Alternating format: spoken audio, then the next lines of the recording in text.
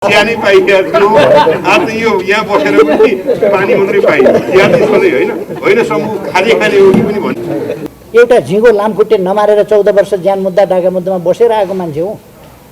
सबै अदालतका फैसला मैले देखाएको छु, न्याय मैले देखाएको छु, न्याय चिनेको छु। हामीले न्यायाधीश हटाई अर्को न्यायाधीश राखी परिवर्तन गरिकन फैसला तिम्रो पक्षमा पारिदिएको अहिले गुन्लाउनु पर्दैन तिमीहरूले। अब त्यो 27 सालमा अनिराज सुब्बा हारेका मान्छे अनिराज सुब्बाकै पछि लागेका मान्छेहरू आएको छौँ यहाँ। के भनेदेखि होइन जिस्किएर आएको होइन मर्मान्त छौँ। उहाँ जाँदाखेरिको अवस्थामा धेरैजनाहरू चाहिँ धर्म हराउनेवाला छ। त्यसकारण यो सजिलै जाँदैन। संविधानमै नभएको परमादेशबाट प्रधानमन्त्री नियुक्त, यति समयभित्र शपथ ग्रहण गराऊ, यति समयभित्र सर्वोच्च अदालतको काम हो त्यो। कति गते कति बजे कति समयभित्र कति घन्टा कति मिनटभित्र शपथ ग्रहण गराउने। र सामान्य पूर्व प्रधानमन्त्रीज्यूलाई म के अनुरोध गर्न चाहन्छु भने हामीले राजीनामा मागेका छौँ। वास्तवमा त्यो अधिकार प्रयोग गर्ने जो इम्पिचमेन्टको महाभियोगको लागि प्रशस्त ग्राउन्ड छ, कतिसम्म भन्दा उहाँले त अझ अहिले कोही नपाइसकेपछि उहाँ आफै टिभीमा गएर आफूले गरेको फैसलाको चाहिँ डिफेन्स गरिराख्नु भएको छ। डर्दै हुँदैन महाभियोग भनिराख्नु भएको छ त श्रीमान चोलेन्द्रजीको हो, कुनै गल्ती छैन। उहाँले त कङ्ग्रेसको मान्छे पो, कङ्ग्रेसको प्रधानमन्त्रीले आफ्नो मान्छे नियुक्ति गर्यो, आफ्नो कार्यकर्ता त अनि कहाँ भएको छ भनेर अर्को पार्टीकोले भन्नुहुन्छ। मुद्दा फैसला गर्दा, जुन मुद्दा फैसला गर्दा लेनदेन गरेर त्यत्रो गुण लगाइएको थियो, त्यो फैसला ड्राफ्ट गर्दा श्रीमानजी त भन्नुहुन्छ यो त के भने संविधान बमोजिम गर्न नसकिने भएको हुनाले संविधानभन्दा बाहिर गएर गर्नु परेको त इमेल पठाउनुहुन्छ। आफ्नो चियामा पनि भेटघाट छैन प्रधान न्यायाधीशसँग, नभए अहिले तिम्रै भेटघाट थियो भनेर भन्थे। अहिले यिनी त अर्कालाई सेटिङ गर्न खोज्दैछन्। त्यस्ता सेटिङ गर्ने थिएन भने अहिले नै फ्याल्ने हो। यदि त्यसमा निष्पक्षता भएन, यदि त्यसमा स्वच्छता भएन, यदि त्यसमा न्यायिक मन भएन, न्यायिक अभिप्राय भएन भने त्यो स्वतन्त्रता दुरुपयोग भएर अहिलेको अवस्था आउँछ। हिजोका दिनमा पनि न्यायपालिकालाई सुधार हुनुपर्दछ, न्यायपालिकाभित्रको विसङ्गतिको कुरामा आफैले नै यो बेठिक भइराखेको छ भन्ने आवाज उठाइराख्नु भएको नेताज्यू समक्ष हामीले भौतिक रूपमै भेटेर हाम्रो कुरा राख्नु उपयुक्त ठानेर हामी सर्वोच्च बारका अध्यक्ष लगायत पदाधिकारी साथीहरू, वरिष्ठ अधिवक्ताज्यूहरू र यहाँ उपस्थित सबै कानुन व्यवसायी मित्रहरू,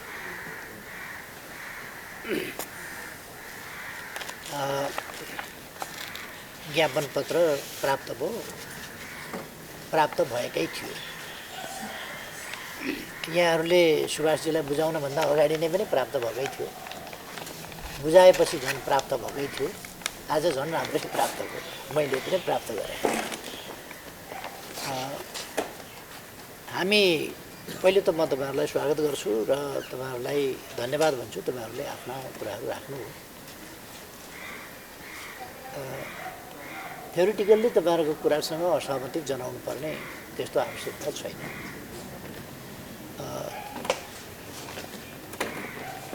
न्याय नैसर्गिक अधिकार हो। न्याय प्राप्त गर्नु नागरिकको नैसर्गिक अधिकार हो, प्राप्त गर्नुपर्छ। र न्याय दिने सबभन्दा प्रमुख थलो भनेको सर्वोच्च अदालत हो। सर्वोच्च अदालतले संविधान र कानुन बमोजिम, जे संविधान र कानुन तत्कालिक छ त्यसअनुसार न्याय दिन्छ। त्यसका लागि ऊ निष्पक्ष हुनुपर्दछ, ऊ स्वच्छ हुनुपर्दछ। स्वच्छ र निष्पक्ष न्यायालयले मात्रै न्याय दिन प्रयास नै उसले तब मात्रै गर्न सक्छ, नत्र भने प्रयासै गर्न सक्दैन। त्यसकारण तपाईँहरूको भनाइसँग हाम्रो भनाइमा के फरक छैन भने न्यायालय स्वच्छ र निष्पक्ष हुनुपर्छ। एउटा कुरा पनि सत्य हो, न्यायालय न स्वच्छ रह्यो न निष्पक्ष रह्यो। स्वच्छ पनि रहेन, निष्पक्ष पनि रहेन। यहाँहरूले अलिकति स्वच्छताको पक्ष चाहिँ को कुरो त उठाउनु भयो, निष्पक्षताको पक्षको कुरो चाहिँ अलिकति उठेन कि जस्तो लाग्छ। अब आफै पनि अधिवक्ता भएको हुनाले उठ्न अप्ठ्यारो भएको हो कि,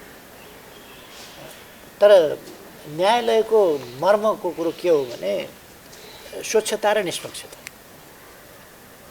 यदि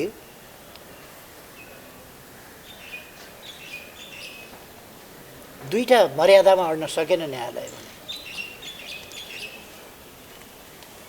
त्यसले न्यायिक मर्म समाउन सक्दैन र यसमा भयङ्कर ल्याप्सेस छ।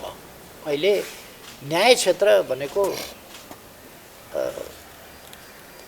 एक ढङ्गले भन्ने भने त ध्वस्त भएको छ, न्याय ध्वस्त भएको छ।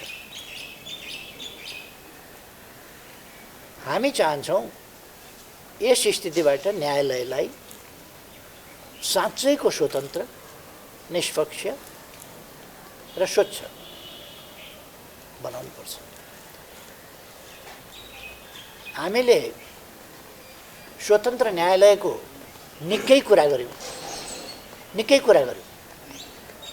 यदि त्यसमा निष्पक्षता भएन, यदि त्यसमा स्वच्छता भएन, यदि त्यसमा न्यायिक मन भएन, न्यायिक अभिप्राय भएन भने त्यो स्वतन्त्रता दुरुपयोग भएर अहिलेको अवस्था आउँछ। अहिलेको अवस्था किन आयो भन्दाखेरि न्यायालय स्वतन्त्र बोल्न पनि नपाइने, भन्न पनि नपाइने, जे गरे पनि हुने भएपछि त अब स्वतन्त्रताको दुरुपयोग भयो।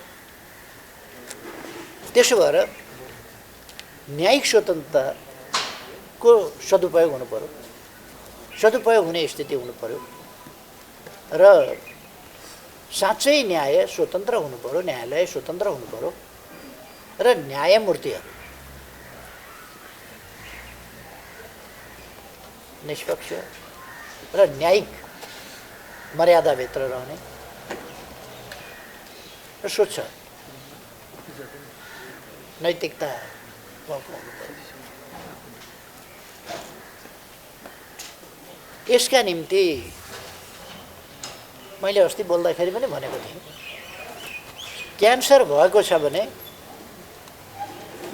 कुखुरा मनसाएर, अन्डा मनसाएर, धरो चढाएर त्यसको उपचार हुन्छ।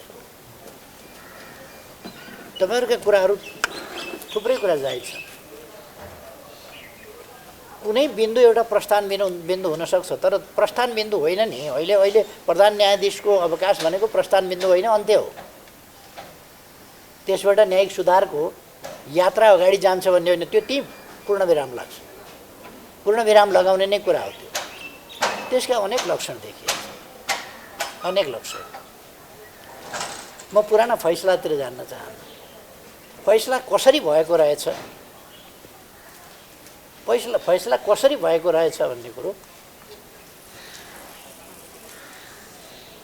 एकजना राजनीतिक नेताले भन्नुभयो, तपाईँहरूले असाधारण गुण लगाउनु भएको छ, त्यो गुण बिर्सिँदैनौँ, तिर्छौँ। तिर्दै पनि आउनुभएको छ। तत्काल त मान पदवी अलङ्कार विभूषणबाटै सुरु भयो यो कुरो।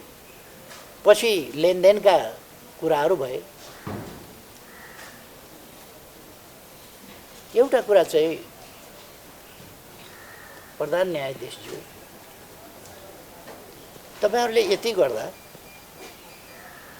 किन राजीनामा गर्दिन भनेर बस्नुभएको छ। उहाँलाई राम्ररी थाहा छ, जसलाई उहाँले संसदले प्रधानमन्त्री बनाउनु पर्ने ठाउँमा कसले के बहस गर्नुभयो त्यो अहिले छोडिदिउँ है, मैले चाहिँ बिर्सिएको छु, त्यो नसम्झ्यौँ।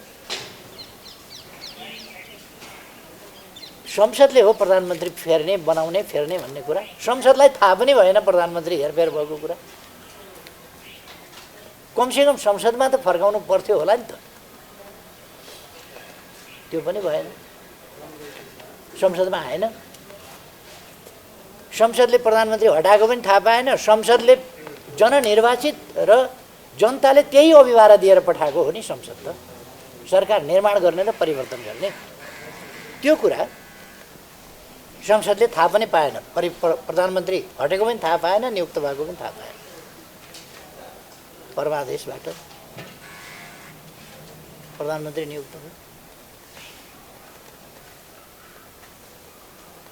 कसरी भएछ? एकजना श्रीमानले अमेरिकाबाट इमेल गर्नुभयो, जुन इमेल सर्वोच्चमा वाचन भयो, न्यायाधीशहरूको ग्यादरिङमा वाचन भयो। पछि वितरण गरेको कागज फिर्ता ल्याइयो, करेक्सन गरेर गरिकन भाषण गरियो र के भनियो भने केपी ओलीलाई नहटाइ नहुने थियो, संविधानले हटाउन मिल्दैन थियो, त्यसकारण out of the track, out of the संविधान गएर हटाउनु पर्यो। फैसलाकर्ता श्रीमानले भन्नुभयो अच्छा फैसला त पूर्व रहेछ नि, पूर्व फैसला रहेछ नि, त्यहाँ त एउटा वैधानिकता दिएको रहेछ, फैसला त एउटा लेखेर सुनाउने काम भएको रहेछ, फैसला त केपी ओलीलाई नहटाइ नहुने थियो, हटाउनै पर्थ्यो, संविधानले हटाउन दिँदैन थियो, त्यसकारण आउट अफ द संविधान गएर हटाउनु पर्यो, श्रीमान लेख्नुहुन्छ। एकजना वरिष्ठ अधिवक्ताले भन्नुभयो हामीले न्यायाधीश हटाई अर्को न्यायाधीश राखी परिवर्तन गरिकन फैसला तिम्रो पक्षमा पारिदिएको अहिले गुन्लाउनु पर्दैन तिमीहरूले, पोलिटिकल पार्टीलाई भनियो।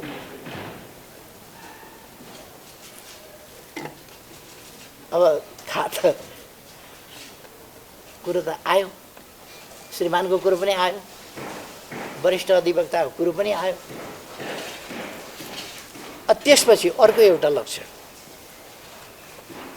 सर्वोच्चका न्यायाधीशज्यूहरू बस्नुभयो, एमिकस क्युरीका मित्रहरू बस्नुभयो, एमिकस क्युरी भनेको बार नै होला, अर्को चाहिँ बारका प्रतिनिधि होला एमिकस क्युरी भनेको, अर्को चाहिँ एक पक्षका वकिलहरू बस्नुभयो र अबका मुद्दा के गर्ने भनेर तय गर्नुभयो। प्रधान न्यायाधीशको राजीनामा काण्ड त्यहाँबाट सुरु भयो, प्रधान न्यायाधीशको राजीनामा गराउने, त्यसपछि यो भएका नियुक्ति यसो गर्ने, के त्यो भएन? जुडिसियरी त्यसरी जान्छ? म त स्वतन्त्र न्यायालयका लागि बिना सिद्धि एउटा झिँगो लामखुट्टे नमारेर 14 वर्ष ज्यान मुद्दा ढाका मुद्दामा बसेर आएको मान्छे हुँ। सबै अदालतका फैसला मैले देखेको छु, न्याय मैले देखेको छु, न्याय चिनेको छु मैले। र अब हामी लड्यौँ किन? जीवन जोखिममा मैले जागिर खाएको होइन, मैले लोकतन्त्रका लागि सङ्घर्ष गरेँ हो। अब यस स्थितिमा मैले भनेको के हो भने सेटिङ के कुरामा थियो, प्रधान न्यायाधीश किन राजीनामा दिन तयार हुनु? एकजनाको त रहेछ केही कुन वस्तुका लेनदेन कस्ता भए, वस्तुका लेनदेन भए कि पदका लेनदेन भए कि अरू के लेनदेन भए, अब हामी त देख्दैनौँ नि, सर्पका खुट्टा सर्पले देख्छ, श्रीमानजीहरूले भनेपछि नै हामीले थाहा पायौँ लेनदेन भएको रहेछ। एउटा कुरा के हो भने लेनदेन भएकै होइन, नेपाली कङ्ग्रेसको कोटाबाट एउटा कङ्ग्रेस बाहेकको राजनीतिक नेताले भन्नुभयो यो कङ्ग्रेसको कोटाबाट उहाँलाई नियुक्त गरेको हो, प्रधान न्यायाधीशसँग कुनै लेनदेन भएको छैन।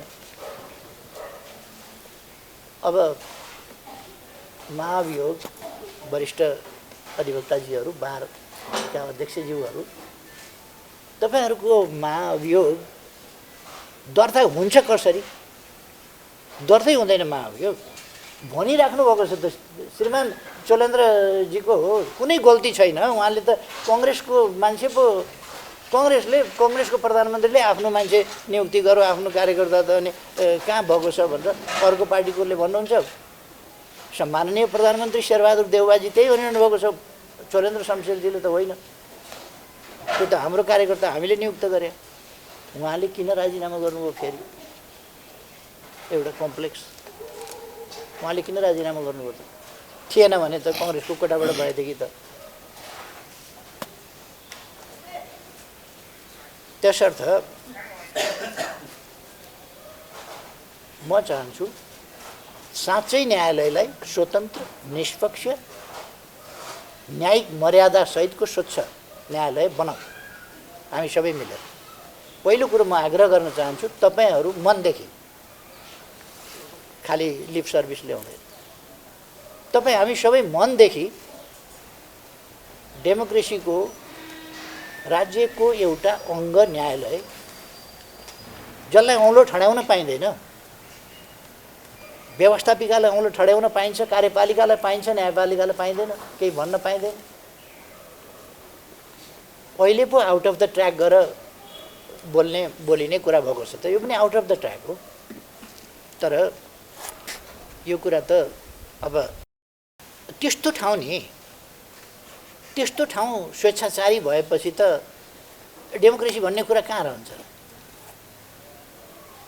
बिचौलियाको कुरो, किनबेचको कुरो, लेनदेनको कुरो, बाटर सिस्टमको कुरो, यी सबै कुरा होलान्, सबै कुरा होला। तर मुद्दा फैसला गर्दा, जुन मुद्दा फैसला गर्दा लेनदेन गरेर त्यत्रो गुण लगाइएको थियो, त्यो फैसला ड्राफ्ट गर्दा श्रीमानजी त भन्नुहुन्छ यो त के भने संविधान बमोजिम गर्न नसकिने भएको हुनाले संविधानभन्दा बाहिर गएर गर्नु परेको त इमेल पठाउनुहुन्छ आफ्नो साथीहरूलाई। उहाँ त सम्झाइराख्नु भएको छ हामीले के गरेका थियौँ याद राख है, त्यो बचाऊ भनेर। यो कुरा कति न्यायिक छ, कति मोरल छ? त्यसर्थ मैले कसैको डिफेन्ड गर्नु पनि छैन, कसैको विरोध गर्नु पनि छैन। किन म कुनै व्यक्तिका लागि जीवन समर्पण गरेर आएको मान्छे पनि होइन, मलाई कुनै नाफा लिनु पनि छैन, कुनै केही लिनु दिनु पनि छैन। तर लोकतान्त्रिक मूल्य मान्यता हुनु पर्यो, न्यायिक मूल्य मान्यता हुनु पर्यो। न्यायालय कति ठाउँमा आफ्ना सीमाहरू उल्लङ्घन गरेको छ, कहीँ बार भत्काएको छ, कहीँ नागेर गएको छ नि त। संविधानको धारा 76 को 5 मा प्रधानमन्त्रीको लागि आधार पुग्छ कि पुग्दैन भन्ने कुरा त स्पष्ट रूपमा राष्ट्रपतिले छुट्याउने कुरा हो संविधान अनुसार। अनि सर्वोच्च अदालतले संविधानको व्याख्या गर्ने कि नयाँ संविधान भनेर संशोधन गर्ने? संशोधन त गर्न पाउँदैन नि उसले त व्याख्या पो गर्ने होला। संविधानमै नभएको कुरा उसले गर्न पाउँछ?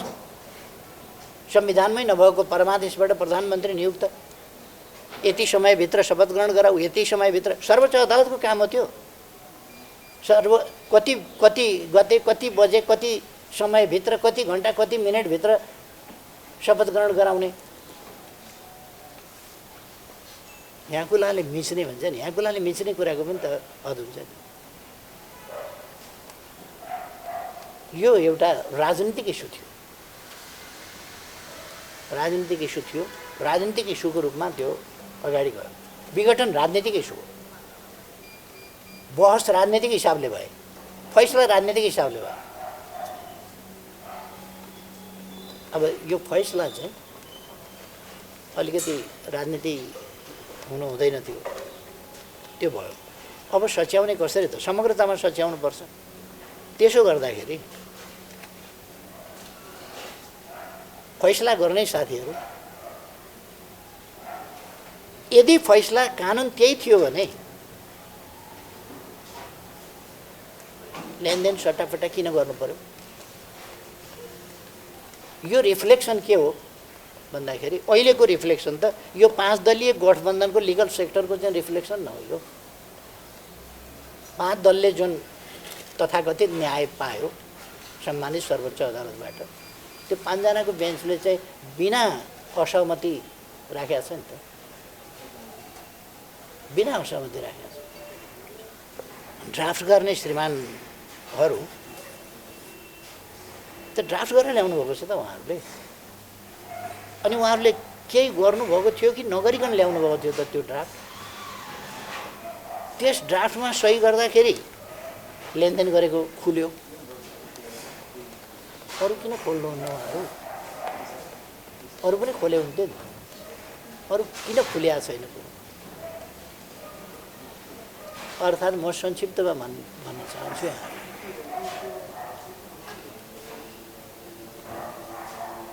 यो महाभियोग तपाईँहरूले अब तपाईँहरूसँग एउटा कुरा के देखियो भने, अथवा तपाईँ हामीसँग भनौँ न, सबैसँग न्यायालयलाई तत्काल सच्याएर लान सक्ने सम्भावना पनि म देखिरहेको छु। किनभने तपाईँ हामी नै कति तयार छौँ त साँच्चै न्यायालय सच्याएर लान कति तयार छौँ भन्ने कुरा। दोस्रो, अघि वरिष्ठ अधिवक्ता समूहजीले भन्नुभयो नि, यो पोलिटिकल पार्टीहरू पनि सचिनुपर्ने ठाउँ छ, सचिनु आवश्यक छ। न्यायाधीशहरू पनि सचिन आवश्यक छ र यो अधिवक्ताहरूको सेक्टर पनि, बार अधिवक्ताहरू त्यहाँ पनि सचिनुपर्ने ठाउँ छ। यो सबै सचिनुपर्ने आवश्यकता देख्छु र यो धेरै सिरियस कुरा हो। अहिलेको जुन मुभ छ त्यसै मुभले या चोलेन्द्र शमशेरले राजीनामा गर्दैमा वा उनलाई महाभियोग हटाउँदैमा त्यो सच्याउने कुराको सुरुवात हुने भए त त्यो ठिकै हुन्थ्यो, तर त्यो सच्याउने कुराको सुरुवात होइन। That's the beginning and that's the and. यति हो यसको गर्नुपर्ने कुरा अहिले। किनभने अस्ति जुन बसेर गरेको छ नि, न्यायाधीशहरू बसेर, एमिकस क्युरी बसेर र एक पक्षका वकिल बसेर जे तय गरेको छ, त्यो तय भनेको त एउटा डिभास्टेटिङ कुरा हो नि लिगल सेक्टर। त्यस कारण त्यसमा कसरी त्यो तय भएको कुरामा चाहिँ त्यसलाई कसरी डिफाइन गर्नु, हाउ टु डिस्क्राइब। त्यस कारण यो अलिकति म जटिल देख्छु। शेरबहादुरजी भनिराख्नु भएको छ, चोलेन्द्रजी भन्नुहुन्छ राजीनामा गर्दैन, संवैधानिक प्रक्रियामा जसरी आएँ त्यसरी मात्रै जान्छु। शेरबहादुरजी भन्नुहुन्छ अब मलाई प्रधानमन्त्री बनाएको छ, म कसरी निकाल्छु।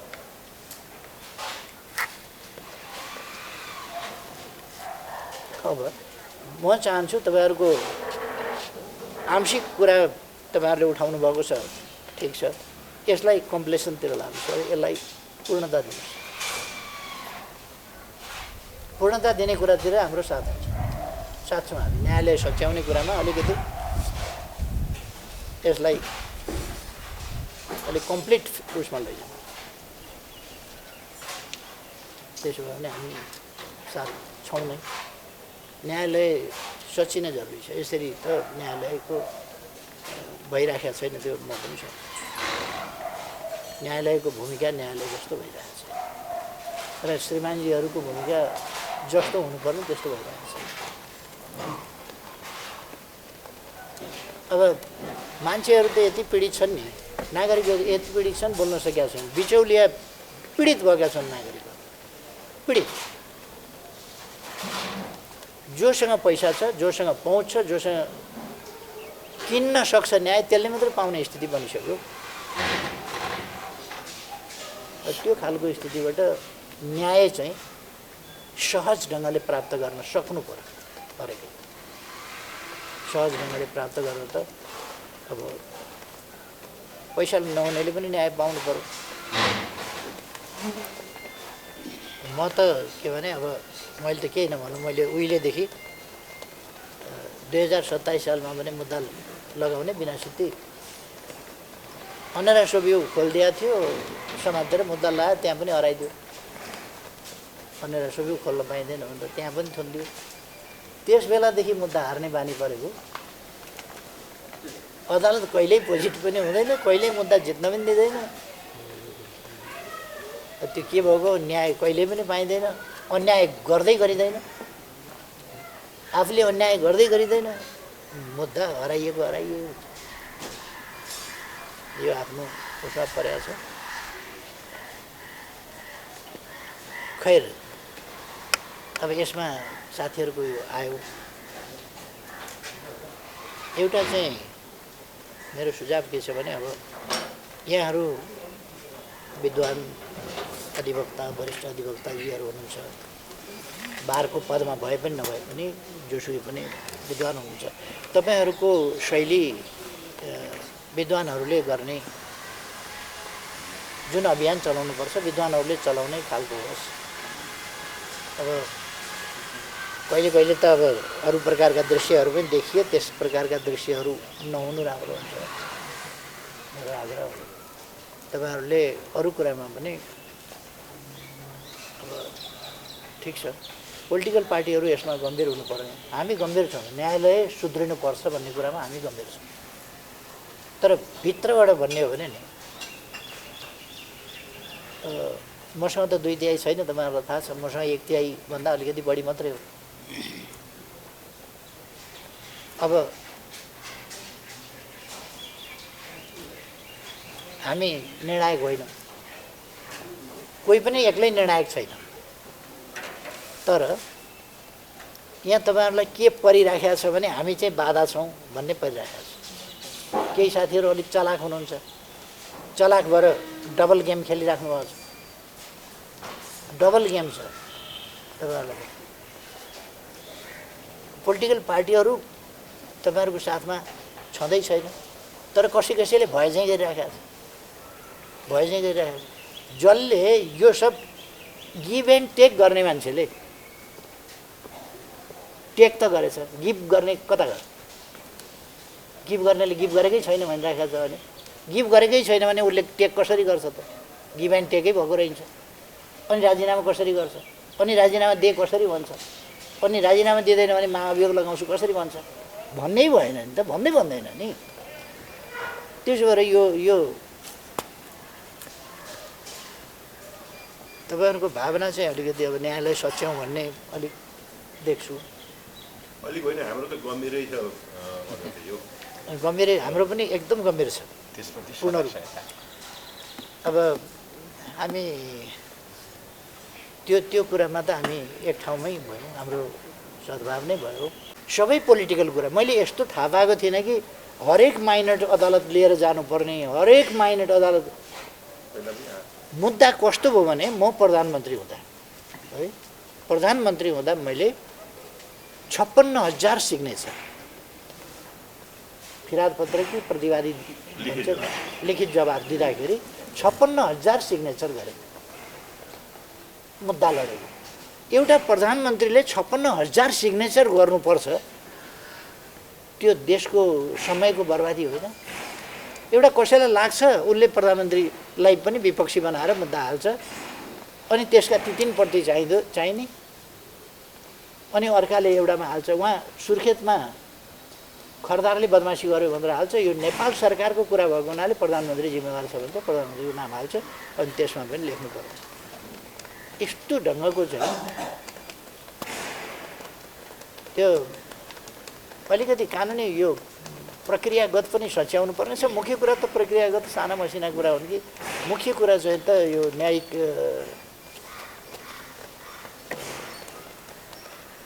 एउटा त के भने मलाई लागेको अब अदालतको पनि अलिकति कसैप्रति जवाफदेही हुन नपर्ने, अनि जवाफदेही नहुनका लागि त फेरि सबैतिर सन्तुलन पनि ब्यालेन्स पनि मिलाउनु पर्ने, मौका पर्दा लेनदेन पनि गर्नु पर्ने। तपाईँहरूसँग म एउटा कुरा भन्दैछु, मैले न कुनै लेनदेन गरेको छु, न कसैलाई बनाएको छु। यसो त अब मैले पनि गर्न त सक्थेँ होला, नि राजनीति नै गर्ने मान्छे हो, तर मैले गरेको छु। मेरो त कानुनले बनाउन पाउने मन्त्रीहरू बनाएको सब लखेड दिएर त्यो कुरा ठिक छ होइन। सुधारका कुरामा हाम्रो कुनै आपत्ति होइन कि, आपत्ति नै छैन, आपत्ति हुने कुरै भएन। हामी सुधार गर्नुपर्छ न्यायालय भनिराखेका मान्छे हौँ, न्याय पाउने स्थिति बनाउनुपर्छ भनिराखेका मान्छे हौँ, त्यसमा कुनै समस्या होइन। तर कति भने जहाँनेरि कमी छ त्यो कमीहरू त हटाउनुपर्छ। मैले भनिआएको छु, यसलाई अलिकति पूर्णता दिउँ। यो अलिकति आंशिक भयो, तपाईँले 20% उठाउनु भयो, 100% बनाएर अगाडि बढ्नु। मन्त्री प्रधान न्यायाधीश स्वलिङ्ग शमशेर जबरा सर्वोच्च अदालतको 2टा फैसलाले कारबाही गर्नुपर्छ भनेर न्यायिक टिप्पणी गरेको व्यक्ति हुनुहुन्छ। यद्यपि संवैधानिक परिषदको कम्पोजिसन, न्याय परिषदको कम्पोजिसन र राजनैतिक दलको अवस्थाहरू जसको कारणले गर्दा उहाँ चाहिँ सर्वोच्च अदालतको न्यायाधीश पनि हुनुभयो र प्रधान न्यायाधीश पनि हुनुभयो। प्रधान न्यायाधीश हुनुभएपछि म एउटै कुरो सामान्य पूर्व प्रधानमन्त्रीज्यूलाई के अनुरोध गर्न चाहन्छु भने अफिस खडा गरिएको छ, बिचौलियाको अफिस। फेरि सामान्य पूर्व प्रधानमन्त्रीज्यू भाइ छोरालाई राखेर अफिस खडा गरिएको छ र अहिले जग्गाको दलाली गर्ने, जग्गा किनबेच गर्दा जसरी दलाल राखेर त्यो जग्गा किनबेच गर्न बढी बढाउ र घटी घटाउ गर्ने काम गरिरहेको छ, त्यस्तै गरेर अहिले के गरिरहेको छ भन्दाखेरि जुन मुद्दा सम्पत्तिसँग सम्बन्धित, अपराधसँग सम्बन्धित, ट्याक्ससँग सम्बन्धित मुद्दाहरूको क्लाइन्टलाई के गरिरहेको छ भन्दा घर घरमा मान्छे पठाएर उसले यति पैसा दिएको छ तैँले कति दिन्छ भनेर के गरिरहेको छ भन्दाखेरि न्याय सम्पादन गर्ने गरिरहेको छ। न्याय खरिद बिक्री भएको छ। त्यसैले बार एसोसिएसनले यसपालि जो अभियान सुरु गरिरहेको छ न्याय खरिद बिक्री भयो एउटा। दोस्रो, म सामान्य प्रधानमन्त्री पूर्व प्रधानमन्त्रीज्यूलाई के अनुरोध गर्न चाहन्छु भने हरिकृष्णजीको प्रतिवेदनले पैसा देशमा मात्रै होइन कि विदेशमा बुझ्न थालियो भन्ने छ। न्यायाधीशले नै बिचौलियाको काम सुरु गर्यो भन्ने छ। मैले अरू निवेदन गरिनँ। यो अवस्थामा न्यायालय पुग्या हुनाले नेपाल बार एउटा अभियान सुरु गरे हो र सामान्य पूर्व प्रधानमन्त्रीज्यूलाई म के अनुरोध गर्न चाहन्छु भने हामीले राजीनामा मागेका छौँ। वास्तवमा त्यो अधिकार प्रयोग गर्ने जो इम्पिचमेन्टको महाभियोगको लागि प्रशस्त ग्राउन्ड छ, कतिसम्म भन्दा उहाँले त अझ अहिले कोही नपाइसकेपछि उहाँ आफै टिभीमा गएर आफूले गरेको फैसलाको चाहिँ डिफेन्स गरिराख्नु भएको छ। त्यो कुरो हुँदैन। पोलिटिकल पार्टी जस्तो होइन। प्रधान न्यायाधीश भन्या त विश्वासको आधारमा चल्यो। कसैले पनि विश्वास गर्न सक्ने स्थिति छैन। उहाँ बाहेक सर्वोच्च अदालतका 1900 जना न्यायाधीशले उहाँसँग बेन्च सेयर गर्न तयार हुनुहुन्न। यो अवस्थामा पुगेको न्यायालयलाई अब बाहिर के आइसकेको छ भन्दा होइन, दलको आडको कारणले प्रधान न्यायाधीशले राजीनामा नदिकन बसिआइसकेको छ है। फेरि स्मरण गराउन चाहन्छु, प्रधान न्यायाधीशलाई हामीले मात्रै चिनेको र तत्कालीन प्रधानमन्त्री भइसक्नु भएको र वर्तमान नेकपाको अध्यक्षले नचिन्नु भएको होला भन्ने मलाई चाहिँ लाग्दैन। यो मेरो दृष्टिकोण हो। यो दृष्टिकोण गम्भीरतापूर्वक राख्न चाहन्छु। सुभाष चन्द्र नेमाङज्यूले वा चाहिँ के भनेदेखि चाहिँ अहिले बसिराख्नु भएको आदरणीय चाहिँ के भने पूर्व मन्त्री हुनुभयो होइन, एउटा सार्वजनिक जीवनमा एउटा जीवन निर्वाह गर्नुभएको छ। दुःख सुखमा कानुन व्यवसायी हामीहरू आएका छौँ। एउटा संवैधानिक सवालहरूमा आफ्ना दृष्टिकोणहरू हुन्छन्। त्यसलाई राखेर हामीहरूले माछा 25 व्यक्तिको विषयको सन्दर्भमा माछा 25 गर्नुपर्ने छैन। किनभने त्यो त्यसरी नै पढियो, त्यसरी नै गइयो। कोही काङ्ग्रेस भए, कोही एमाले भए, कोही एमाले भित्रको पनि यसलाई साथ दिनुपर्छ भन्ने, कोही भएन। त्यो यहाँहरूले गर्ने। त मैले यहाँको ध्यान आकर्षण गर्न गइरहेको वर्तमान प्रधान न्यायाधीश होइन, यिनी त्यस्ता छैनन् भन्ने लाग्छ कि के लाग्छ? हामीलाई भन्दा बढी सामिप्यता हाम्रो त चियामा पनि भेटघाट छैन प्रधान न्यायाधीशसँग। नभए अहिले तिम्रै भेटघाट थियो भनेर भन्थे। अहिले यिनी त अर्कालाई सेटिङ गर्न खोज्दैछन्। त्यस्ता सेटिङ गर्ने थिएन भने अहिले नै फ्याल्ने हो। त्यसकारण मैले के कुरामा चाहिँ अब अहिले सार्वभौम सत्ता आयो। त्यो सार्वभौम सत्ता आएको कारणले यहाँहरू समक्ष हामीहरू सार्वभौम सत्ता प्रयोगको लागि हिजो नेपाली जनताले भोट दियौँ। हिजो नेपाली जनताले भोट माग्न पनि गयो। खालि खुसुक्क भोट हाल्यौँ भन्ने मात्रै होइन, भोट माग्न पनि गयौँ। जुन पार्टीलाई विश्वास थियो त्यही पार्टीलाई माग्यौँ र भोट हाल्नुपर्छ तपाईँहरूले यो राजनीतिक दललाई भनेर हामीहरू भोट माग्न पनि गएका। अब आज सार्वभौम सत्ता सम्पन्न भइसकेपछिबाट यो सार्वभौम सत्ताको प्रयोग होस् भनेर हामीहरू आएको। यो सार्वभौम सत्ताको चाहिँ प्रयोग होस् भनेर हामीहरू आएको। यो मृत्यु वरण गरेको लिखत होइन। दैनिक हामीहरू त्यहाँ चाहिँ के भने च्याँ र चुचु गरेर कराइरहेका होइनौँ।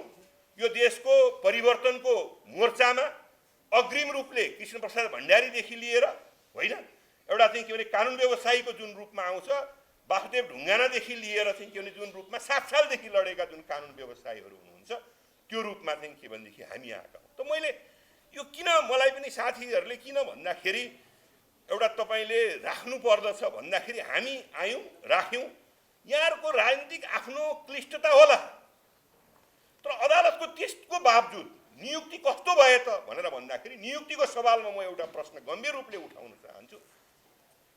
10 वर्ष वकालत गर्नुपर्छ भनेर भनेको 10 वर्ष जनक शिक्षा सामग्री केन्द्रमा जागिर खाएको मान्छे उच्च अदालतमा नियुक्ति हुन्छ। कसको पालामा? सिटिभिटीमा चाहिँ जागिर खाएको 10 to 5 जागिर खाएको मान्छे नियुक्ति हुन्छ। अब उनले नेपाली जनताको उत्प्रेषणको अधिकार लगायत सबै मौलिक हकको व्यवस्था चाहिँ के भनेदेखि चाहिँ अहिले उच्च अदालतलाई दिएको छ होइन। जीवनभर ट्राभल एजेन्सी चलाएर बसेका मान्छे चाहिँ के भनेदेखि चाहिँ न्यायाधीश नियुक्त। त्यो न्यायाधीशको पद दुईटा खुट्टा मात्रै उभ्याइदिए पुग्ने हो कि होइन? संसारमा नियुक्ति हुन्छन्, आफ्ना पक्षका मान्छे पनि जान्छन्। अमेरिकामा पार्टीकै प्रेसिडेन्टकै मान्छे नियुक्ति हुन्छ, तर उसले यति काबिल न्यायाधीश नियुक्ति दिन्छ उसको सन्दर्भमा तिम्रा धेरै अभियुक्तहरूसँग तिमीले मुद्दा गरेका छौ, त्यसकारण तिम्रो अभियुक्तको पक्षमा तिमी जान्छौ भन्ने प्रश्नहरू आउँछ। यहाँ त वकालतै नगर्नु नपर्ने यी नियुक्तिहरू छन्। त्यसकारण अहिले जुन प्रतिवेदनमा प्रश्न उठाइएको छ, प्रतिवेदनमा म यहाँनिर के कुरा फेरि पनि म ध्यान आकर्षण गर्न चाहन्छु, आकृष्ट गर्न चाहन्छु भनेर भन्दाखेरि यो पछाडि सर्वोच्च अदालतका न्यायाधीश लगायतको मूल्याङ्कन गर्नु पर्यो भनेर हरिकृष्णजीको प्रतिवेदनमा छ। उहाँले आफ्नो पनि मूल्याङ्कन गर्नु पर्यो, प्रधान न्यायाधीशको पनि मूल्याङ्कन गर्नु पर्यो। प्रधान न्यायाधीशको सवालमा त न्याय परिषदले सरुवा गर्न पाएको छैन, पद स्थापना गर्न पाएको छैन, तपाईँ काज हटाइदिनुहुन्छ। त्यहाँ पनि खानपिनको कुरा देखिएको छ भनेर लेखिएको छ। त्यो न्याय परिषदले सरुवा गरेको पद स्थापना गरेको के काम भयो त? तपाईँ काजमा पठाउने हो भने जस्तो अहिले 2008मा 6 जनामा 4 जना उहाँले काजमा पठाइदिनु, 2 जना मात्रै हुनुहुन्छ। यस्तो धेरै छन्, यस्ता धेरै छन्। एउटा खालीको कुरा भनेको कुनै अमुख न्यायाधीशलाई म यहाँ विवादमा ल्याउन पनि चाहन्न, जो काजमा आइराख्नु भएको छ, आफ्ना मन लागेका चाहिँ कुनै कुरा आउने। त्यसकारण न्यायाधीशको पुण्डावलोकनदेखि लिएर अनि हाम्रो सवालमा पनि प्रश्न उठिएको छ। अस्ति महासचिवज्यूले भन्नुभयो वकिलहरू बिचौलिया, वकिलहरू नचाहिने कामहरू गर्ने त्यहाँ परेको छ प्रतिवेदनमा, र हामी पनि छौँ। यसलाई मैले वकिलको हामी पनि त्यही रूपमा जानु छ। र वकिलहरूको त उहाँले के भन्नु भने सम्बन्ध विच्छेद गरेको सम्पत्ति पनि लिने, श्रीमती पनि लिएर हिँड्दिने, त्यस्ता पनि वकिल देखियो भनेर भन्नु उहाँले व्यक्त गरेको। यो एउटा आम दायरामा भ्रष्टाचारको सवालमा यसपालि हामीले शीर्षस्थ मान्छेलाई किलकिले समातेका छौँ।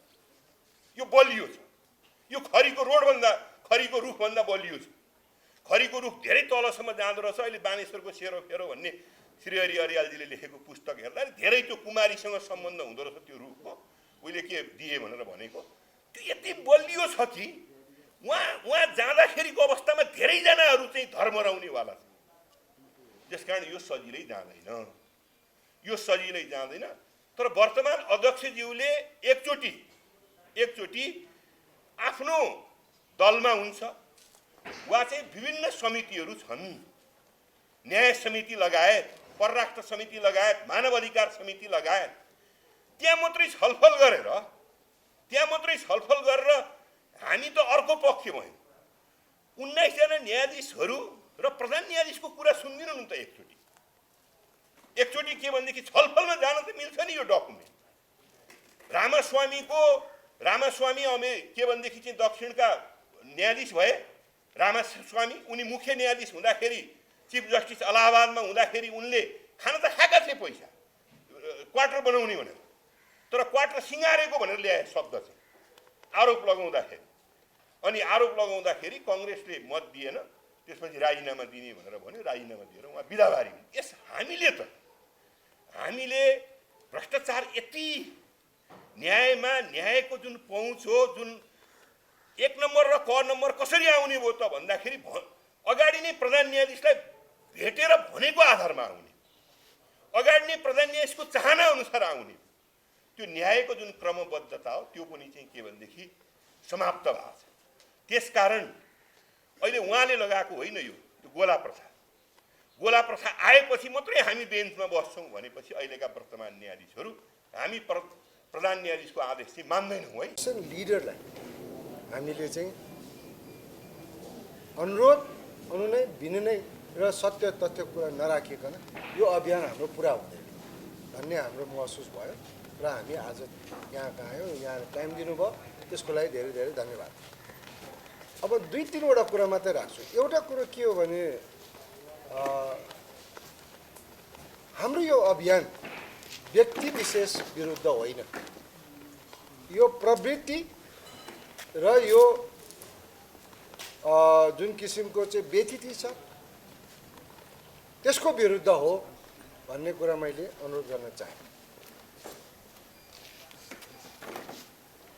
र मैले निवेदन गर्न चाहेको के भनेदेखि चाहिँ प्रधान न्यायाधीशको विरुद्ध आवाज उठाउनु परेको कारण किन भनेदेखि चाहिँ न्यायपालिकाको सुदृढीकरणको लागि उहाँ नै बाधक भएको कारणले हामीले यो आवाज उठायौँ। मलाई स्मरण छ, हामीले गोला प्रथाबाट सुरु गरौँ भन्दाखेरि हाम्रो बारको अध्यक्षले कुरा उठाउँदाखेरि उहाँले राजीनामा माग्ने कुरा गर्नु भएको थिएन।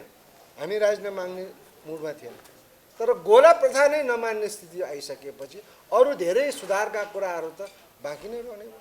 त्यसले गर्दा उहाँको बहिर्गमन अति आवश्यक एउटा कुरा थियो।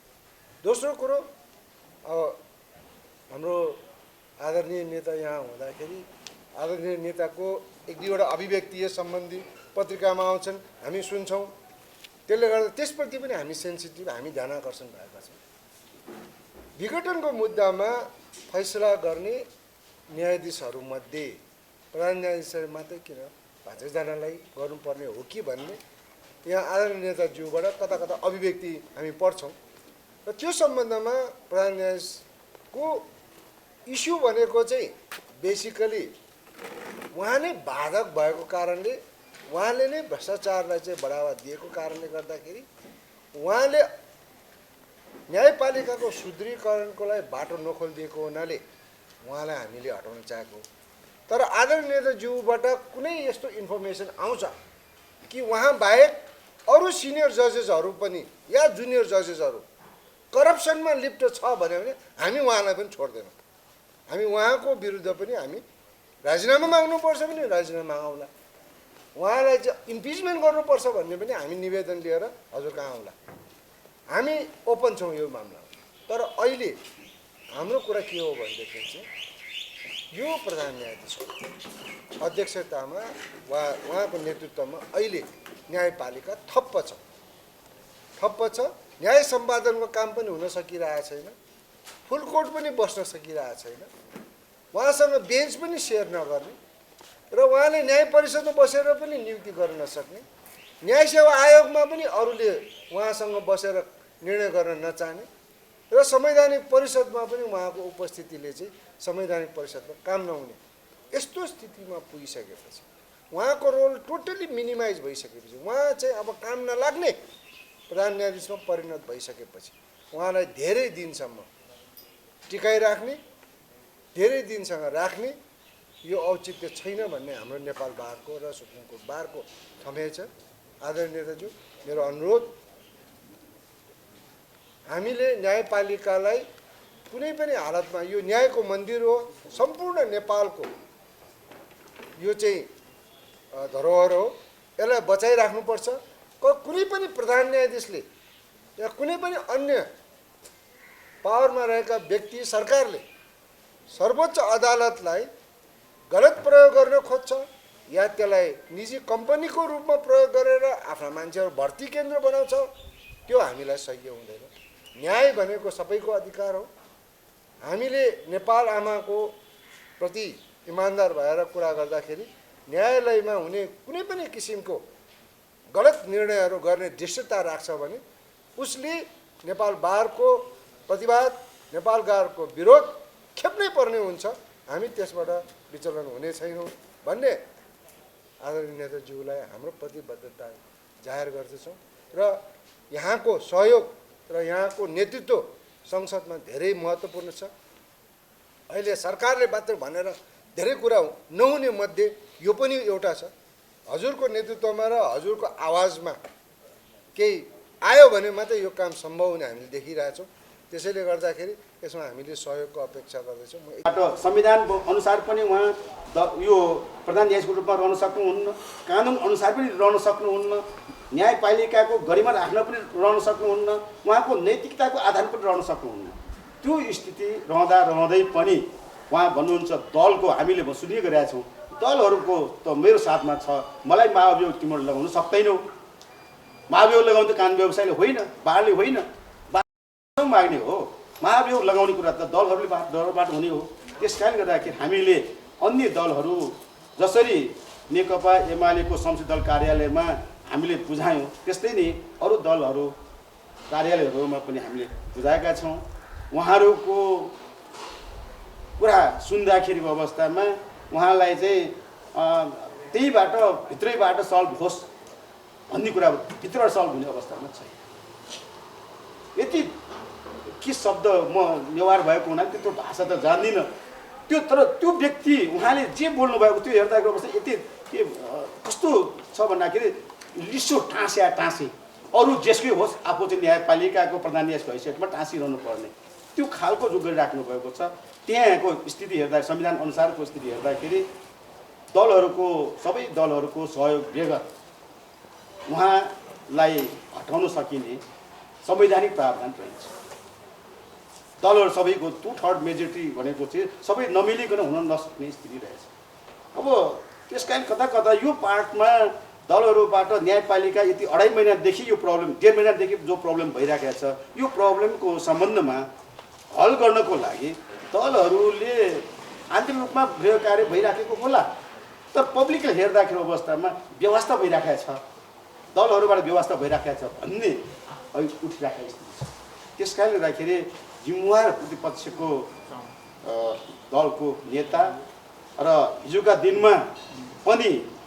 दिनमा पनि न्यायपालिकालाई सुधार हुनुपर्दछ, न्यायपालिकाभित्रको विसङ्गतिको कुरामा आफैले नै यो बेठिक भइराखेको छ भन्ने आवाज उठाइराख्नु भएको नेताज्यू समक्ष हामीले भौतिक रूपमै भेटेर हाम्रो कुरा राख्नु उपयुक्त ठानेर हामी नेपाल बारका पूर्व अध्यक्षज्यूहरू अझ उहाँ त संस्थापक अध्यक्ष एकदम पुरानो वयोवृद्ध भर्खरै हजुरको चाहिँ कुरा पनि भयो 95 वर्षको वयोवृद्ध हाम्रो वरिष्ठ अधिवक्ता कृष्णप्रसाद भण्डारीज्यू नेपाल बारका अध्यक्षज्यूहरू यहाँ केही अध्यक्षज्यूहरू चाहिँ आउन सक्नु भएन। हामीले सेवाग्राहीले अप्ठ्यारो नपरोस्, सेवाग्राहीको मुद्दामा अप्ठ्यारो नपरोस् भने हामीले 1 घन्टा धर्ना दिइराखेका छौँ। 12 बजेपछिको मुद्दाहरू चाहिँ हामी हेरिङ गरिरहेका छौँ। सर्वोच्च बारका अध्यक्ष लगायत पदाधिकारी साथीहरू, वरिष्ठ अधिवक्ताज्यूहरू र यहाँ उपस्थित सबै कानुन व्यवसायी मित्रहरू,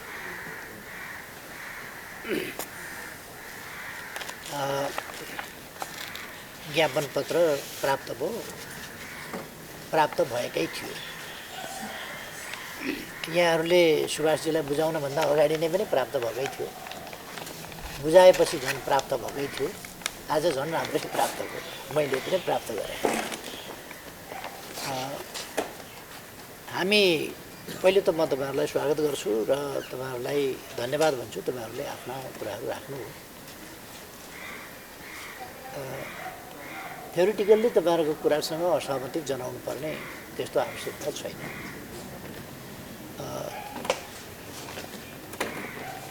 न्याय नैसर्गिक अधिकार हो। न्याय प्राप्त गर्नु नागरिकको नैसर्गिक अधिकार हो, प्राप्त गर्नुपर्छ। र न्याय दिने सबभन्दा प्रमुख थलो भनेको सर्वोच्च अदालत। सर्वोच्च अदालतले संविधान र कानुन बमोजिम जे संविधान र कानुन तत्कालिक छ त्यसअनुसार न्याय दिन्छ। त्यसका लागि ऊ निष्पक्ष हुनुपर्दछ, ऊ स्वच्छ हुनुपर्दछ। स्वच्छ र निष्पक्ष न्यायालयले मात्रै न्याय दिन प्रयास नै उसले तब मात्रै गर्न सक्छ, नत्र भने प्रयासै गर्न सक्दैन। त्यसकारण तपाईँहरूको भनाइसँग हाम्रो भनाइमा के फरक छैन भने न्यायालय स्वच्छ र निष्पक्ष हुनुपर्छ। एउटा कुरा पनि सत्य हो, न्यायालय न स्वच्छ रह्यो न निष्पक्ष रह्यो। स्वच्छ पनि रहेन, निष्पक्ष पनि रहेन। यहाँहरूले अलिकति स्वच्छताको पक्ष चाहिँ को कुरो त उठाउनु भयो, निष्पक्षताको पक्षको कुरो चाहिँ अलिकति उठेन कि जस्तो लाग्छ। अब आफै पनि अधिवक्ता भएको हुनाले उठ्न अप्ठ्यारो भएको हो कि, तर न्यायालयको मर्मको कुरो के हो भने स्वच्छता र निष्पक्षता। यदि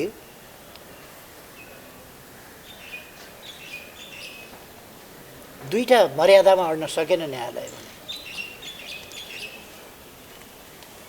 त्यसले न्यायिक मर्म समाउन सक्दैन र यसमा भयङ्कर ल्याप्स छ।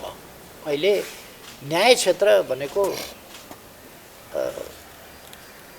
एक ढङ्गले भन्ने भने त ध्वस्त भएको छ, न्याय ध्वस्त भएको छ।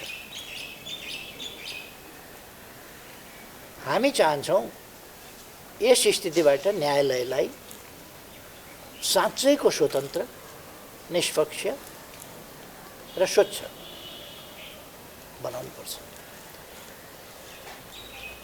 हामीले स्वतन्त्र न्यायालयको निकै कुरा गर्यौँ। यदि त्यसमा निष्पक्षता भएन, यदि त्यसमा स्वच्छता भएन, यदि त्यसमा न्यायिक मन भएन, न्यायिक अभिप्राय भएन भने त्यो स्वतन्त्रता दुरुपयोग भएर अहिलेको अवस्था आउँछ।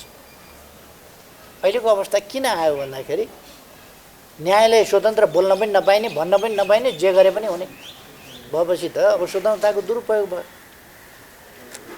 त्यसो भएर न्यायिक स्वतन्त्रताको सदुपयोग हुनु पर्यो, सदुपयोग हुने स्थिति हुनु पर्यो र साँच्चै न्याय स्वतन्त्र हुनु पर्यो, न्यायालय स्वतन्त्र हुनु पर्यो र न्यायमूर्तिहरू निष्पक्ष र न्यायिक मर्यादाभित्र रहने र स्वच्छ नैतिकता भएको हुनु पर्यो। यसका निम्ति मैले अस्ति बोल्दाखेरि पनि भनेको थिएँ, क्यान्सर भएको छ भने कुखुरा मनसाएर, अन्डा मनसाएर, धरो चढाएर त्यसको उपचार हुन्छ। तपाईँहरूका कुराहरू थुप्रै कुरा जायज छ। कुनै बिन्दु एउटा प्रस्थान बिन्दु हुनसक्छ, तर प्रस्थान बिन्दु होइन नि। अहिले प्रधान न्यायाधीशको अवकाश भनेको प्रस्थान बिन्दु होइन, अन्त्य हो। त्यसबाट न्यायिक सुधारको यात्रा अगाडि जान्छ भन्ने होइन, त्यो त्यहीँ पूर्णविराम लाग्छ। पूर्णविराम लगाउने नै कुरा हो त्यो। त्यसका अनेक लक्षण देखिए, अनेक लक्षण। म पुराना फैसलातिर जान्न चाहन्न। फैसला कसरी भएको रहेछ, फैसला कसरी भएको रहेछ भन्ने कुरो एकजना राजनीतिक नेताले भन्नुभयो, तपाईहरूले असाधारण गुण लगाउनु भएको छ, त्यो गुण बिर्सिँदैनौँ, तिर्छौँ। तिर्दै पनि आउनुभएको छ। तत्काल त मान पदवी अलङ्कार विभूषणबाटै सुरु भयो यो कुरो। पछि लेनदेनका कुराहरू भए। एउटा कुरा चाहिँ प्रधान न्यायाधीशज्यू, तपाईँहरूले यति गर्दा किन राजीनामा गर्दिन भनेर बस्नुभएको छ। उहाँलाई राम्ररी थाहा छ, जसलाई उहाँले संसदले प्रधानमन्त्री बनाउनु पर्ने ठाउँमा कसले के बहस गर्नुभयो त्यो अहिले छोडिदिउँ है, मैले चाहिँ बिर्सिएको छु, त्यो नसम्झ्यौँ। संसदले हो प्रधानमन्त्री फेर्ने, बनाउने, फेर्ने भन्ने कुरा। संसदलाई थाहा पनि भएन प्रधानमन्त्री हेरफेर भएको कुरा। कमसेकम संसदमा त फर्काउनु पर्थ्यो होला नि त, त्यो पनि भएन। संसदमा आएन। संसदले प्रधानमन्त्री हटाएको पनि थाहा पाएन। संसदले जननिर्वाचित र जनताले त्यही अभिभार दिएर पठाएको हो नि संसद त, सरकार निर्माण गर्ने र परिवर्तन गर्ने। त्यो कुरा संसदले थाहा पनि पाएन। प्रधानमन्त्री हटेको पनि थाहा पाएन, नियुक्त भएको पनि थाहा पाएन। परमादेशबाट प्रधानमन्त्री नियुक्त भयो। कसरी भएछ? एकजना श्रीमानले अमेरिकाबाट इमेल गर्नुभयो, जुन इमेल सर्वोच्चमा वाचन भयो, न्यायाधीशहरूको ग्यादरिङमा वाचन भयो। पछि वितरण गरेको कागज फिर्ता ल्याइयो, करेक्सन गरेर गरिकन वाचन गरियो र के भनियो भने केपी ओलीलाई नहटाइ नहुने थियो, संविधानले हटाउन मिल्दैन थियो, त्यसकारण out of the track, out of the संविधान गएर हटाउनु पर्यो। फैसलाकर्ता श्रीमानले भन्नुभयो, अच्छा फैसला त पूर्व रहेछ नि, पूर्व फैसला रहेछ नि, त्यहाँ त एउटा वैधानिकता दिएको रहेछ, फैसला त एउटा लेखेर सुनाउने काम भएको रहेछ, फैसला त केपी ओलीलाई नहटाइ नहुने थियो, हटाउनै पर्थ्यो, संविधानले हटाउन दिँदैन थियो, त्यसकारण आउट अफ द संविधान गएर हटाउनु पर्यो, श्रीमान लेख्नुहुन्छ। एकजना वरिष्ठ अधिवक्ताले भन्नुभयो, हामीले न्यायाधीश हटाई अर्को न्यायाधीश राखी परिवर्तन गरिकन फैसला तिम्रो पक्षमा पारिदिएको अहिले गुण लाउनु पर्दैन तिमीहरूले। पोलिटिकल पार्टीलाई भनियो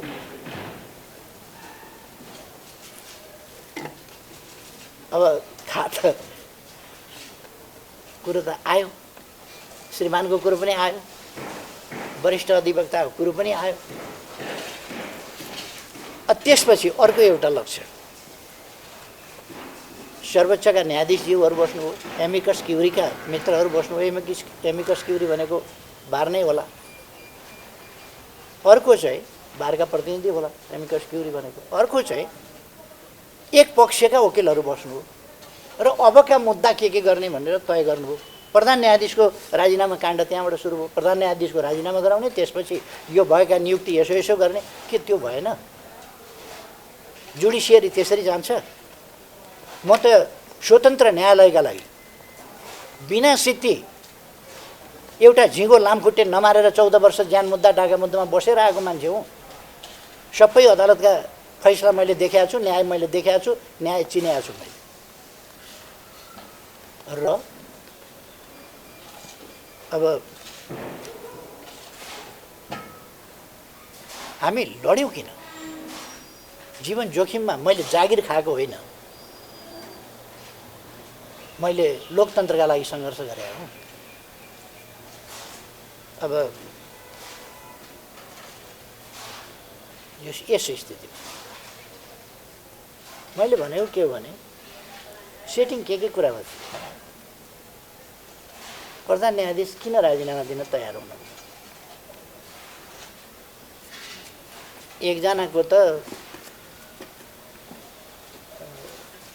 रहेछ केही कुन वस्तुका लेनदेन कस्ता भए, वस्तुका लेनदेन भए कि पदका लेनदेन भए कि अरू के लेनदेन भए।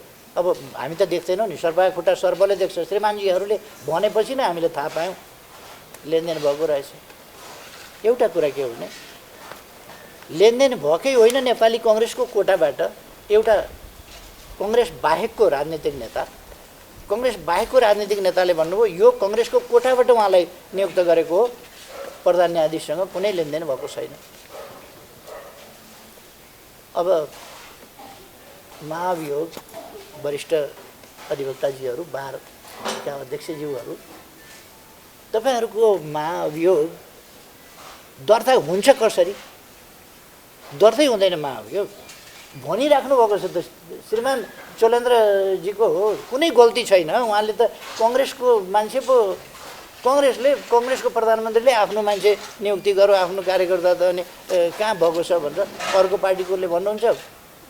सम्माननीय प्रधानमन्त्री शेरबहादुर देउवाजी त्यही भनिरहनु भएको छ, चोलेन्द्र शमशेरजीले त होइन। त्यो त हाम्रो कार्यकर्ता, हामीले नियुक्त गरे। उहाँले किन राजीनामा गर्नुभयो? फेरि एउटा कम्प्लेक्स, उहाँले किन राजीनामा गर्नुभयो त? थिएन भने त कङ्ग्रेसको कोटाबाट भएदेखि त। त्यसर्थ म चाहन्छु साँच्चै न्यायालयलाई स्वतन्त्र, निष्पक्ष, न्यायिक मर्यादा सहितको स्वच्छ न्यायालय बनाऊ हामी सबै मिलेर। पहिलो कुरो म आग्रह गर्न चाहन्छु, तपाईँहरू मनदेखि, खालि लिप सर्भिस ल्याउँदैन, तपाईँ हामी सबै मनदेखि डेमोक्रेसीको, राज्यको एउटा अङ्ग न्यायालय, जसलाई औँलो ठड्याउन पाइँदैन, व्यवस्थापिकालाई औँलो ठड्याउन पाइन्छ, कार्यपालिकालाई पाइन्छ, न्यायपालिकालाई पाइँदैन, केही भन्न पाइँदैन। अहिले पो आउट अफ द ट्र्याक गरेर बोलिने कुरा भएको छ त, यो पनि आउट अफ द ट्र्याक हो। तर यो कुरा त अब त्यस्तो ठाउँ स्वेच्छाचारी भएपछि त डेमोक्रेसी भन्ने कुरा कहाँ रहन्छ? बिचौलियाको कुरो, किनबेचको कुरो, लेनदेनको कुरो, बाटर सिस्टमको कुरो, यी सबै कुरा होलान्, सबै कुरा होला। तर मुद्दा फैसला गर्दा, जुन मुद्दा फैसला गर्दा लेनदेन गरेर त्यत्रो गुण लगाइएको थियो, त्यो फैसला ड्राफ्ट गर्दा श्रीमानजी त भन्नुहुन्छ यो त के भने संविधान बमोजिम गर्न नसकिने भएको हुनाले संविधानभन्दा बाहिर गएर गर्नु परेको त इमेल पठाउनुहुन्छ आफ्नो साथीहरूलाई। उहाँ त सम्झाइराख्नु भएको छ हामीले के गरेका थियौँ याद राख है त्यो बचाऊ भनेर। यो कुरा कति कति न्यायिक छ कति मोरल छ। त्यसर्थ मैले कसैको डिफेन्ड गर्नु पनि छैन कसैको विरोध गर्नु पनि छैन। किन म कुनै व्यक्तिका लागि जीवन समर्पण गरेर आएको मान्छे पनि होइन। मलाई कुनै नाफा लिनु पनि छैन कुनै केही लिनु दिनु पनि छैन। तर लोकतान्त्रिक मूल्य मान्यता हुनु पर्यो न्यायिक मूल्य मान्यता हुनु पर्यो। न्यायालय कति ठाउँमा आफ्ना सीमाहरू उल्लङ्घन गरेको छ। कहीँ बार भत्काएको छ कहीँ नागेर गएको छ नि त। संविधानको धारा 76 को 5 मा प्रधानमन्त्रीको लागि आधार पुग्छ कि पुग्दैन भन्ने कुरा त स्पष्ट रूपमा राष्ट्रपतिले छुट्याउने कुरा हो संविधान अनुसार। अनि सर्वोच्च अदालतले संविधानको व्याख्या गर्ने कि नयाँ संविधान भनेर संशोधन गर्ने। संशोधन त गर्न पाउँदैन नि उसले त व्याख्या पो गर्ने होला। संविधानमै नभएको कुरा उसले गर्न पाउँछ। संविधानमै नभएको परमादेशबाट प्रधानमन्त्री नियुक्त यति समयभित्र शपथ ग्रहण गराऊ यति समयभित्र सर्वोच्च अदालतको काम हो त्यो। कति कति गते कति बजे कति समयभित्र कति घन्टा कति मिनटभित्र शपथ ग्रहण गराउने। यहाँ कुलाले मिच्ने भन्छ नि यहाँ कुलाले मिच्ने कुराको पनि त हद हुन्छ नि। यो एउटा राजनीतिक इस्यु थियो। राजनीतिक इस्यु थियो। राजनीतिक इस्युको रूपमा त्यो अगाडि गयो। विघटन राजनीतिक इस्यु हो। बहस राजनीतिक हिसाबले भए फैसला राजनीतिक हिसाबले भयो।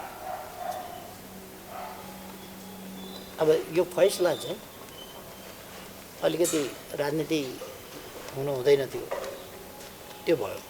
अब सच्याउने कसरी त समग्रतामा सच्याउनु पर्छ। त्यसो गर्दाखेरि फैसला गर्ने साथीहरू यदि फैसला कानुन त्यही थियो भने लेनदेन सट्टाफट्टा किन गर्नु पर्यो।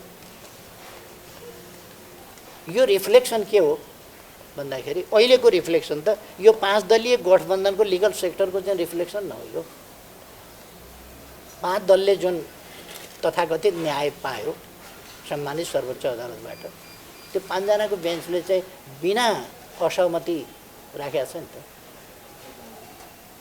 बिना असहमति राखेको छ। ड्राफ्ट गर्ने श्रीमानहरू त ड्राफ्ट गरेर ल्याउनु भएको छ त उहाँहरूले। अनि उहाँहरूले केही गर्नुभएको थियो कि नगरिकन ल्याउनु भएको थियो त त्यो ड्राफ्ट। त्यस ड्राफ्टमा सही गर्दाखेरि लेनदेन गरेको खुल्यो। अरू किन खोल्नुहुन्न उहाँहरू। अरू पनि खोले हुन्थ्यो नि। अरू किन खुल्या छैन कुरो। अर्थात् म संक्षिप्तमा भन्न चाहन्छु यहाँ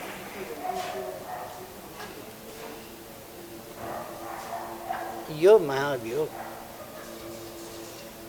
तपाईँहरूले अब तपाईँहरूसँग एउटा कुरा के देखियो भने अथवा तपाईँ हामीसँग भनौँ न सबैसँग न्यायालयलाई तत्काल सच्याएर लान सक्ने सम्भावना पनि म देखिरहेको छु। किनभने तपाईँ हामी नै कति तयार छौँ त साँच्चै न्यायालय सच्याएर लान कति तयार छौँ भन्ने कुरा। दोस्रो अघि वरिष्ठ अधिवक्ता समूहजीले भन्नुभयो नि यो पोलिटिकल पार्टीहरू पनि सचिनुपर्ने ठाउँ छ। सचिनु आवश्यक छ। न्यायाधीशहरू पनि सचिन आवश्यक छ र यो अधिवक्ताहरूको सेक्टर पनि बार अधिवक्ताहरू त्यहाँ पनि सचिनुपर्ने ठाउँ छ।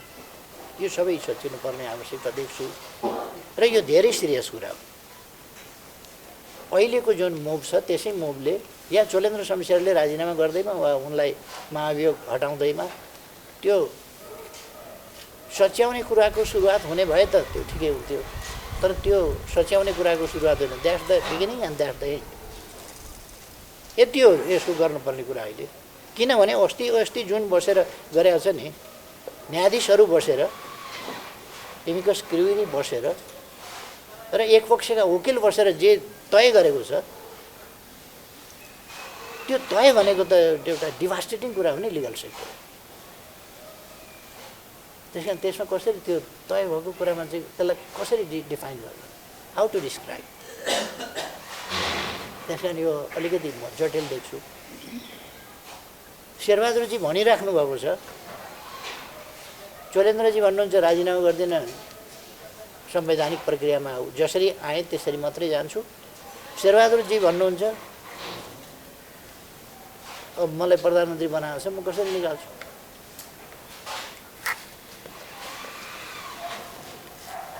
अब म चाहन्छु तपाईँहरूको आंशिक कुरा तपाईँहरूले उठाउनु भएको छ, ठिक छ, यसलाई कम्प्लेसनतिर लानुहोस्, यसलाई पूर्णता दिनुहोस्। पूर्णता दिने कुरातिर हाम्रो साथ हुन्छ, साथ छौँ हामी। न्यायालय सच्याउने कुरामा अलिकति यसलाई अलिक कम्प्लिट उसमा लैजाउँ। त्यसो भयो भने हामी साथ छौँ नै। न्यायालय सचिनै जरुरी छ। यसरी त न्यायालयको भइराखेको छैन, त्यो म पनि सक्छु। न्यायालयको भूमिका न्यायालय जस्तो भइरहेको छ र श्रीमानजीहरूको भूमिका जस्तो हुनुपर्ने त्यस्तो भइरहेको छ। अब मान्छेहरू त यति पीडित छन् नि, नागरिकहरू यति पीडित छन्, बोल्न सकेका छन्। बिचौलिया पीडित भएका छन्, नागरिकहरू पीडित। जोसँग पैसा छ, जोसँग पहुँच छ, जोसँग किन्न सक्छ न्याय, त्यसले मात्रै पाउने स्थिति बनिसक्यो। त्यो खालको स्थितिबाट न्याय चाहिँ सहज ढङ्गले प्राप्त गर्न सक्नु परेको। सहज ढङ्गले प्राप्त गर्न त अब पैसा नहुनेले पनि न्याय पाउनु पर्यो। म त के भने अब मैले त केही नभनौँ, मैले उहिलेदेखि 2027 सालमा पनि मुद्दा लगाउने बिना सिद्धि अनेरा सोभियो खोलिदिएको थियो, समातेर मुद्दा लगायो, त्यहाँ पनि हराइदियो। अनेरा सोभियो खोल्न पाइँदैन भनेर त्यहाँ पनि थुनिदियो। त्यस बेलादेखि मुद्दा हार्ने बानी परेको। अदालत कहिल्यै पोजिटिभ पनि हुँदैन, कहिल्यै मुद्दा जित्न पनि दिँदैन। त्यो के भएको, न्याय कहिल्यै पनि पाइँदैन, अन्याय गर्दै गरिँदैन, आफूले अन्याय गर्दै गरिँदैन, मुद्दा हराइएको। यो आफ्नो उसमा परेको छ। खैर, अब यसमा साथीहरूको यो आयो, एउटा चाहिँ मेरो सुझाव के छ भने, अब यहाँहरू विद्वान अधिवक्ता, वरिष्ठ अधिवक्ताजीहरू हुनुहुन्छ, बारको पदमा भए पनि नभए पनि जोसुकै पनि विद्वान हुनुहुन्छ। तपाईँहरूको शैली विद्वानहरूले गर्ने जुन अभियान चलाउनुपर्छ, विद्वानहरूले चलाउने खालको होस्। अब कहिले कहिले त अब अरू प्रकारका दृश्यहरू पनि देखिए, त्यस प्रकारका दृश्यहरू नहुनु राम्रो हुन्छ मेरो आग्रह हो। तपाईँहरूले अरू कुरामा पनि अब ठिक छ, पोलिटिकल पार्टीहरू यसमा गम्भीर हुनु पर्ने, हामी गम्भीर छौँ। न्यायालय सुध्रिनुपर्छ भन्ने कुरामा हामी गम्भीर छौँ। तर भित्रबाट भन्ने हो भने नि, मसँग त 2/3 छैन, तपाईँहरूलाई थाहा छ। मसँग 1/3 भन्दा अलिकति बढी मात्रै हो। अब हामी निर्णायक होइन, कोही पनि एक्लै निर्णायक छैन। तर यहाँ तपाईँहरूलाई के परिराखेको छ भने हामी चाहिँ बाधा छौँ भन्ने परिराखेको छ। केही साथीहरू अलिक चलाक हुनुहुन्छ, चलाक भएर डबल गेम खेलिराख्नु भएको छ। डबल गेम छ तपाईँहरूलाई। पोलिटिकल पार्टीहरू तपाईँहरूको साथमा छँदै छैन, तर कसैले भए चाहिँ गरिराखेको छ, भए चाहिँ गरिराखेको छ। जसले यो सब गिभ एन्ड टेक गर्ने मान्छेले टेक त गरेछ, गिभ गर्ने कता गर्छ? गिभ गर्नेले गिभ गरेकै छैन भनिराखेको छ भने गिभ गरेकै छैन भने उसले टेक कसरी गर्छ त? गिभ एन्ड टेकै भएको रहन्छ। अनि राजीनामा कसरी गर्छ? अनि राजीनामा दे कसरी भन्छ? अनि राजीनामा दिँदैन भने महाअभियोग लगाउँछु कसरी भन्छ? भन्नै भएन नि त, भन्दै भन्दैन नि। त्यसो भएर यो तपाईँहरूको भावना चाहिँ अलिकति अब न्यायालय सच्याउँ भन्ने अलिक देख्छु। अलिक होइन, हाम्रो त गम्भीरै छ यो। गम्भीर, हाम्रो पनि एकदम गम्भीर छ पूर्ण रूप। अब हामी त्यो कुरामा त हामी एक ठाउँमै भयौँ, हाम्रो सद्भाव नै भयो। सबै पोलिटिकल कुरा मैले यस्तो थाहा पाएको थिइनँ कि हरेक माइनर अदालत लिएर जानुपर्ने, हरेक माइनर अदालत। मुद्दा कस्तो भयो भने म प्रधानमन्त्री हुँदा है, प्रधानमन्त्री हुँदा मैले 56,000 सिग्नेचर फिराद पत्र कि प्रतिवादी लिखित जवाब दिँदाखेरि 56,000 सिग्नेचर गरेँ, मुद्दा लडेको। एउटा प्रधानमन्त्रीले 56,000 सिग्नेचर गर्नुपर्छ, त्यो देशको समयको बर्बादी होइन?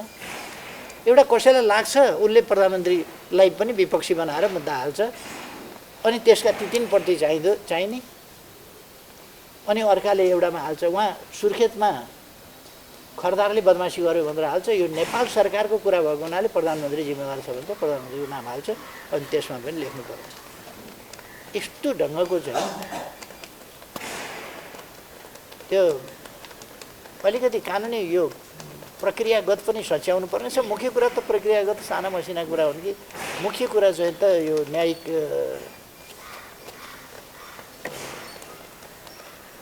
एउटा त के भने मलाई लागेको अब अदालतको पनि अलिकति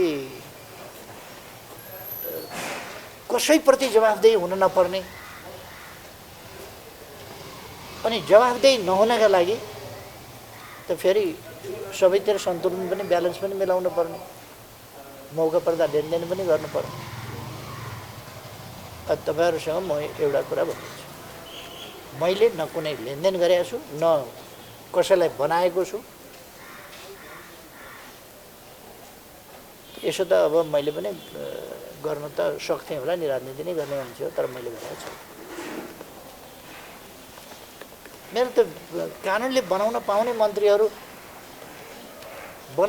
मन्त्रीहरू बनाएको सब लखेड दिएर त्यो कुरा ठिक छ होइन। सुधारका कुरामा हाम्रो कुनै आपत्ति होइन कि, आपत्ति नै छैन, आपत्ति हुने कुरै भएन। हामी सुधार गर्नुपर्छ न्यायालय भनिराखेका मान्छे हौँ, न्याय पाउने स्थिति बनाउनुपर्छ भनिराखेका मान्छे हौँ, त्यसमा कुनै समस्या होइन। तर कति भने जहाँनेरि कमी छ त्यो कमीहरू त हटाउनुपर्छ। मैले भनिआएको छु, यसलाई अलिकति पूर्णता दिउँ। यो अलिकति आंशिक भयो, तपाईँले 20% उठाउनु भयो, 100% बनाएर अगाडि बढ्नु।